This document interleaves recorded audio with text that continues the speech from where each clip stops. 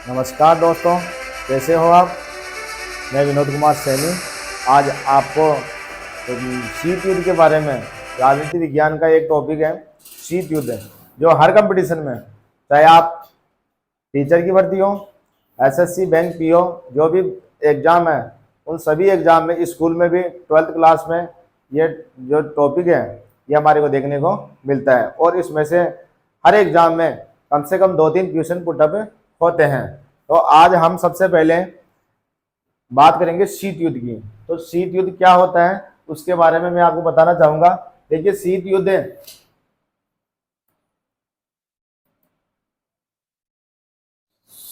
युद्ध के बारे में इसका जो तात्पर्य होता है उसका तात्पर्य सबसे पहले मैं बता रहा हूँ। शीत युद्ध कोई रक्त रंजित क्रांति नहीं है। इसके अंदर जो भी वाक, एक तरह से प्रतियोगिता का, ये एक प्रतियोगिता का दौर था। और इस प्रतियोगिता के दौर में दो जो गुट थे, दो गुटों के बीच में होने वाला ये एक युद्ध था। तो इस युद्ध में एक दूसरे को नीचा गिराने और अपने आप को महाशक्ति साबित करने के लिए ये युद्ध हुआ।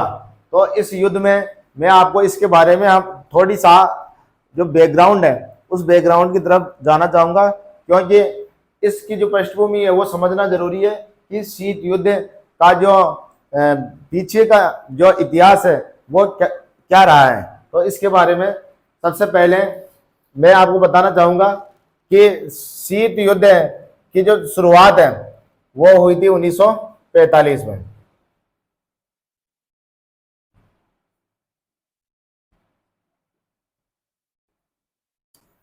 1945 में शीत युद्ध की शुरुआत हुई और यह युद्ध दो गुटों के बीच में लड़ा गया था। तो वो दो गुट कौन कौन से थे वो मैं आपको बताना चाहूंगा। एक तो धुरी राष्ट्र, एक मित्र राष्ट्र।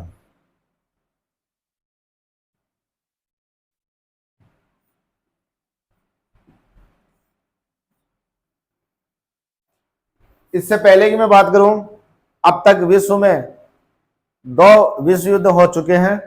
तो दोनों विश्व युद्धों में दो गुटों के बीच में युद्ध हुआ और इन दोनों ही विश्व युद्ध में भारी नुकसान उठाना पड़ा।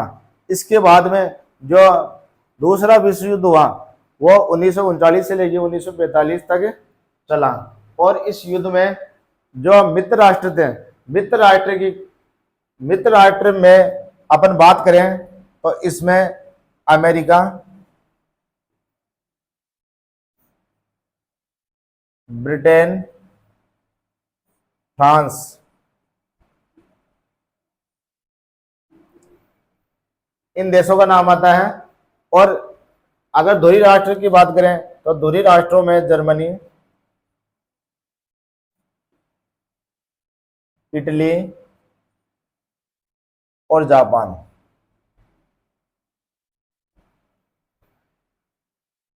इन दोनों के बीच में दूसरा विश्व युद्ध चला 1939 से लेकर 1945 तक। और यह युद्ध, इस युद्ध में जो मित्र राष्ट्र थे उनकी जीत हुई, मित्र राष्ट्रों की जीत हुई। और इसके बाद में अमेरिका के गुट में एक देश और था, सोवियत संघ, जिसको पूर्व सोवियत संघ के नाम से पुकारा जाता था पहले, पूर्व सोवियत संघ। अब मित्र राष्ट्रों की जीत के बाद में जो अमेरिका और सोवियत संघ थे, दोनों देशों में प्रतियोगिता चालू हो गई। अब दोनों देश महाशक्ति बनना चाहते थे। अमेरिका ये चाहता था कि मैं विश्व की महाशक्ति बनूं, और पूर्व सोवियत संघ, जिसको आज हम रूस के नाम से जानते हैं, दोनों में प्रतियोगिता शुरू हो गई 1945 से। तो 1945 से ही इनका प्रतियोगिता का दौर, दोनों देशों के बीच में प्रतियोगिता का दौर प्रारंभ हो गया। अब अमेरिका और पूर्व सोवियत संघ ने एक दूसरे को नीचा गिराने और एक दूसरे में के प्रति जो ईर्ष्या की भावना थी, उस ईर्ष्या की भावना ज्यादा बलवती हो गई। तो इस 1945 के बाद में दोनों देशों ने दुनिया के सभी देशों को ये ऑफर दे दिया कि जो भी देश, दोनों ने अपना अपना गुट बना लिया और अपने अपने गुट बनाते हुए और सभी देशों को ये ऑफर कर दिया कि जो भी देश हमारे गुट में आना चाहता है वो स्वतंत्रता पूर्वक आ सकता है, और जो भी हमारे गुट में आएगा उसको उसकी रक्षा हमारा करने का जो दायित्व है वो हमारा दायित्व है, और उसको पूरा करेंगे।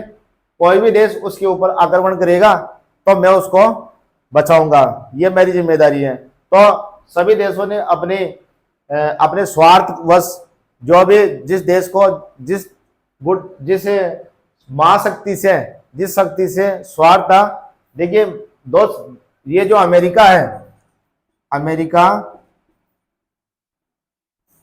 और पूर्व सोवियत संघ, पूर्व सोवियत संघ,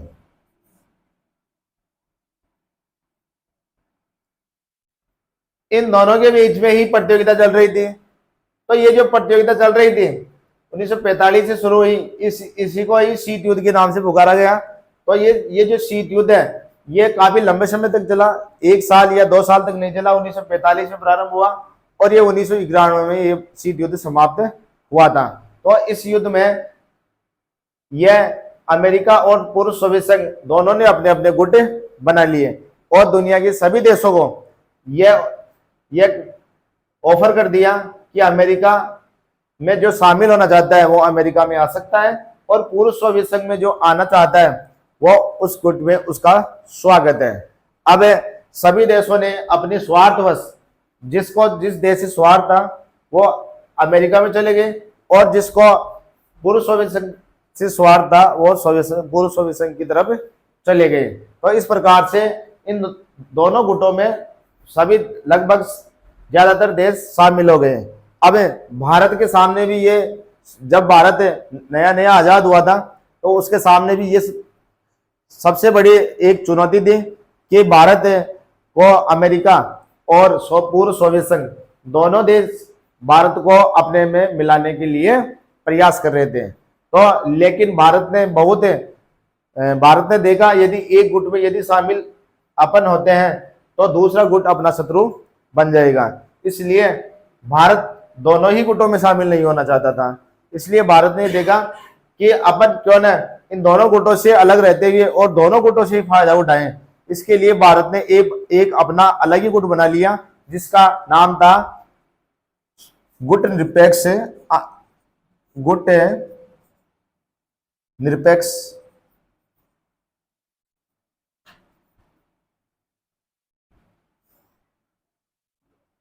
गुट निरपेक्षता। तो इस गुट निरपेक्षता की नीति, ये एक नीति बनाई और इसमें जो एशिया और जो दक्षिण अफ्रीका और एशिया महाद्वीप के जो नव स्वतंत्र देश थे उन देशों को सबको एकजुट करके और गुट निरपेक्ष जो संगठन है उसमें शामिल कर लिया। तो उस संगठन में उस समय 25 देश शामिल हुए। 25 देशों को मिला के ये एक संगठन बना जिसका नाम था गुट निरपेक्ष।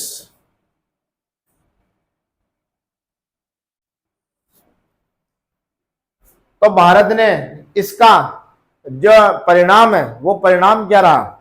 इसका परिणाम ये रहा कि भारत को अमेरिका और पूर्व सोवियत संघ दोनों से ही लाभ मिला। दोनों ही नाराज नहीं है और दोनों से ही भारत फायदा उठाया। तो इसलिए भारत ने बहुत चतुराई से काम लिया और इस शीत युद्ध के दौरान भी अपने आप को बहुत आगे निकाल लिया और दोनों देशों से अपने आप को अलग रखा।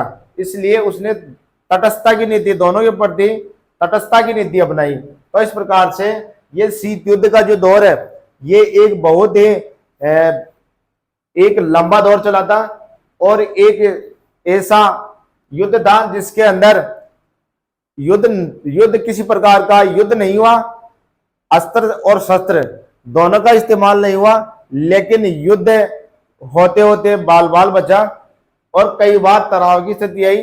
दोनों देश एक दूसरे को मारने पर उतारू होने वाले थे लेकिन वो बच गए। तो इस प्रकार से अंतिम रूप से लास्ट में जब सोवियत संघ का पतन हो गया, तो उस सोवियत संघ के पतन के बाद में अमेरिका को उसका फायदा मिला और सोवियत संघ बिखर गया, और उसके बाद में अमेरिका है वो महाशक्ति बन बैठा। तो 1991 में सोवियत संघ का पतन हुआ। सोवियत संघ का पतन, जैसे ही सोवियत संघ का पतन हुआ, वैसे ही अमेरिका दुनिया की महाशक्ति बन बैठा। तो ये शीत युद्ध का दौर भी 1991 में समाप्त हो गया। धन्यवाद दोस्तों। आज का ये जो टॉपिक है, आज इतना ही, और बाकी का जो टॉपिक है, अगला जो टॉपिक है उसके बारे में मैं आपको अगली क्लास में बताऊंगा। धन्यवाद।